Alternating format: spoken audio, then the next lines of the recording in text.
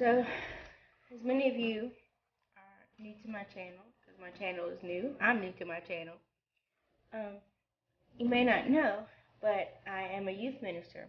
I teach children's church every Sunday, and I get kids of all ages that come into church, and I basically talk to them about God in a way that they can understand. I answer questions that they may have related to their daily lives. So, today we discuss prayer in heaven, how they feel about heaven and the way to get to heaven. And I reminded them that as long as they stay faithful to God and they keep God in the forefront of their life, that Jesus paid all of our sins already. So all they have to do is accept Him into their hearts and continue to live a life Christ-like.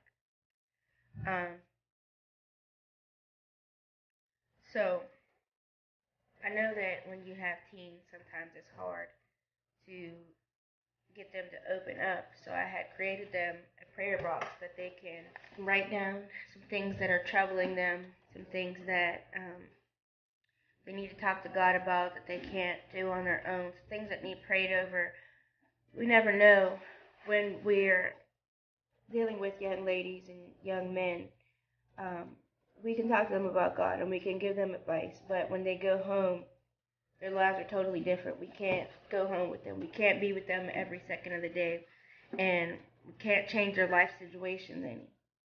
But what we can do is pray over them and pray over the situations. And I wanted them to have a safe place that they can talk to me, they can talk to God. So I created this prayer box, and it just says, when your head starts to worry and your mind just can't rest, put your prayers down on paper and let God do the rest. So I wanted to share that with you, just to, even if you're an adult and you're going through life and you really need to talk to God, but you don't know what to say, you don't want to say out loud, create a prayer closet for yourself. Write some things down and talk to God. Writing it down kind of helps you release it, and because God knows your heart. So the writing it down part is more just for you to release that. I also had my ladies this morning write letters to themselves, just talking about their hopes and dreams and who they want to be. And so maybe they can read it in a few years. Even I did one for myself to read in about 5 years. Just, sometimes we get into the routine of life and we don't become the things that we want to be, and we don't push ourselves to be the best version of ourselves that we could possibly be. And so it's important that we write it down and we go back and read it to remind ourselves where we started and where we want to go, so that if we have not succeeded in those things, we can continue on that path. Even if you don't believe in God, you still can write down your thoughts and your hopes. You still can, write down your feelings, just to send it out into the universe. I encourage you to do something like that, and to just write down your thoughts, your prayers, whatever you're feeling, and keep it. And if you have young children or teenagers, maybe create a prayer box at home that you all can put as a family and pray over every week or whenever. Just stay encouraged and stay blessed. I remember that God is always there when you think that He's not, like the footprints in the sand. God gave this man a vision, and he saw footprints in the sand walking along the shore. And as he was walking along the shore and he saw those footprints in the sand, there was two sets of footprints that represented his footprints and Jesus' footprints walking along next to him as his life went on.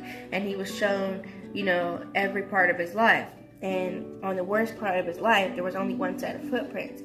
And he says to God, God, I needed you in this time. You were there every step of the way in my life. And in the worst part of my life, when I was going through the most obstacles in my life, there was only one set of footprints. You left me all alone and all by myself. How could you do that to me? And God said, I was with you in those times, and I was with you in the good times, and I was with you through the bad times. I said that I would never leave you nor forsake you.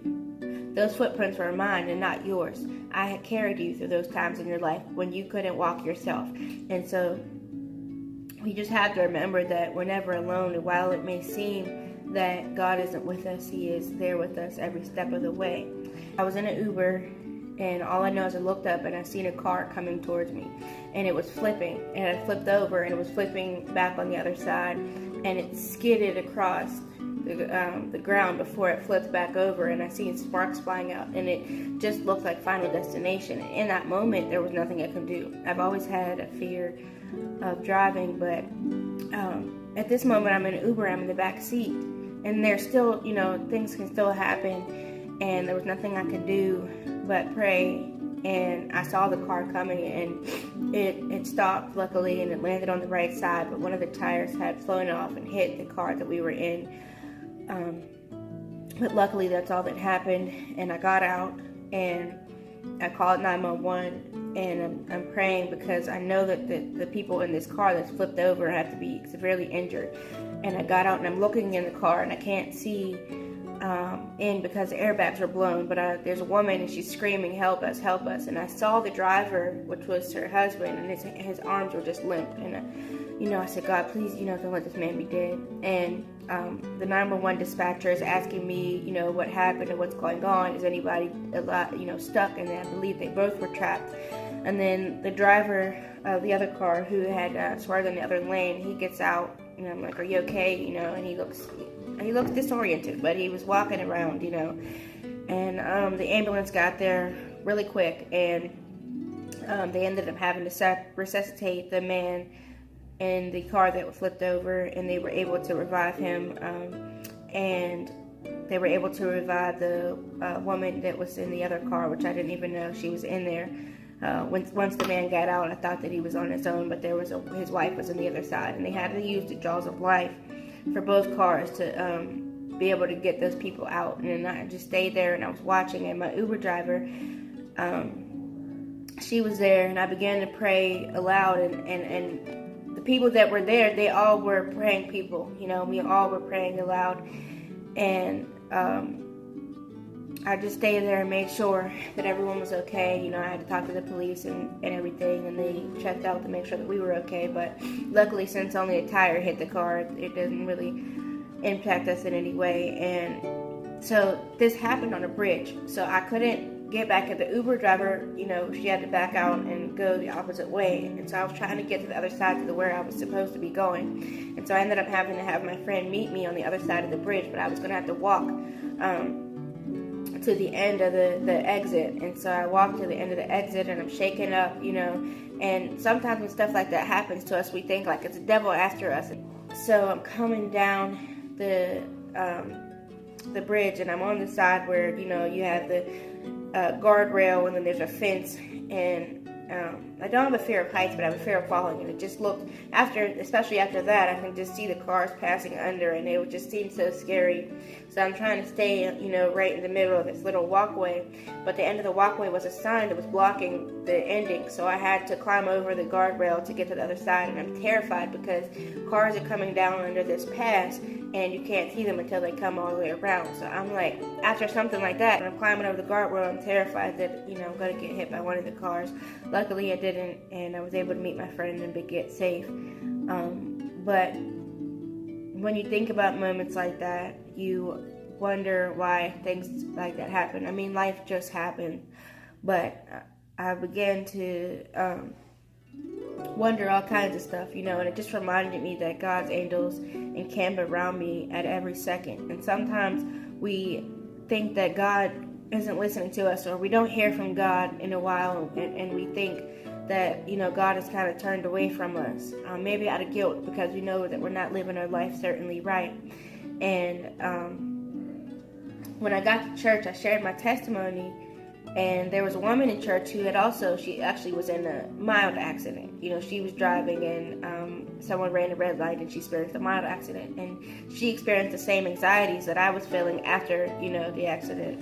And she had stated that maybe God does it to shake us up and remind us, because sometimes we take him for granted, and we think that he's not listening or he's not around, and then things like this happen, and where we seemingly should be heard or something should have happened, it just ultimately halts, and we're just like protected by his grace. And maybe he just does it just to remind us that he's there, and God uses situations like these. While he didn't cause the accident, it was the man's reckless driving and swerving to the other lane that caused this accident. God used that for His glory. And He used it to remind me that He's there in my life, even if I'm not there and I don't put my part in all the way 100% into my relationship with Him. He's still there with me. And I hope that you enjoy it. I hope that you leave comments and open a discussion in the comment section. This page is only going to be positive and empowering and encouraging content. Strive to reach your goals and strive to be a better you.